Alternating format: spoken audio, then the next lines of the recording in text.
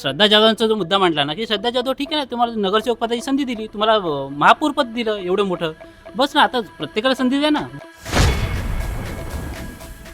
सुनील, काय वाटतं तुला की हा सगळ्यात मेन फॅक्टर आहे की ज्याच्यामुळं शिवसेना त्या जागा हरू शकतात, कारण त्यांच्या विरोधात तिथलाच एक अपक्ष उमेदवार उभा आहे, शिवसेनेचा शाखाध्यक्ष उभा आहे त्यांच्या विरोधात. आणि ज्यावेळेस मी तिथे गेलो, त्या शिवसेनेच्या शाखाध्यक्षाच्या बाजूने अख्खी शिवसेनेची शाखा आहे आणि मोठे नेते तिथं येऊन सुद्धा, ग्राउंडवर येऊन सुद्धा त्यांच्या श्रद्धा जाधवांच्या मागे कोणी नाहीये. मग ही जी चूक आहे, ही चूक मातोश्री वारंवार करत आली आहे.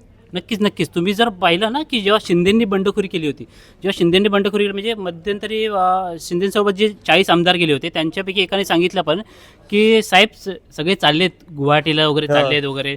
तर त्यावेळेला उद्धव ठाकरेंनी सरळ त्यांना सांगितलं की चाललेत तर जा, तुम्ही पण जायचं, तुम्हाला पण जा. हे चुकतं. इथे तुमची समजूत काढणं गरजेचं आहे. म्हणजे तुमचा जर मुलगा घरातला नाराज होतो तर त्याला तुम्ही हे नाही बोललं पाहिजे चालता होतो घरातून, तुम्ही त्याला समजवलं पाहिजे, तुम्ही त्याची अडचण समजून घेतली पाहिजे. तसंच कार्यकर्त्याचे, पदाधिकाऱ्याचे, प्रत्येकाला वाटत असतं की मला तिकीट मिळावं.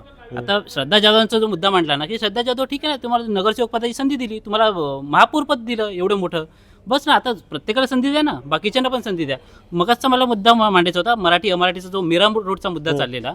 तर मीरा रोडमध्ये ना भाजपचाच वर्चस्व आहे बऱ्यापैकी. तिथे भाजप, एकतर भाजप किंवा मग शिंदेची शिवसेना, तिकडे आमदारही त्यांचाच आहे. तर तिकडे हा मला वाटतं ना. आणि दुसरी गोष्ट, मराठी अमराठीचा जरी मुद्दा जरी असला ना, तरी लोकांची मेमरी आहे ना, शॉर्ट टर्म मेमरी असते. लोकांना हा किती फॅक्टर लक्षात असेल मला अजून तरी थोडं डाऊटफुल आहे. आणि त्यात भाजप शिवसेनेची तिकडे वर्चस्व असल्यामुळे ती तिकडे मीरा रोडमध्ये तरी त्यांची सत्ता येऊ शकते.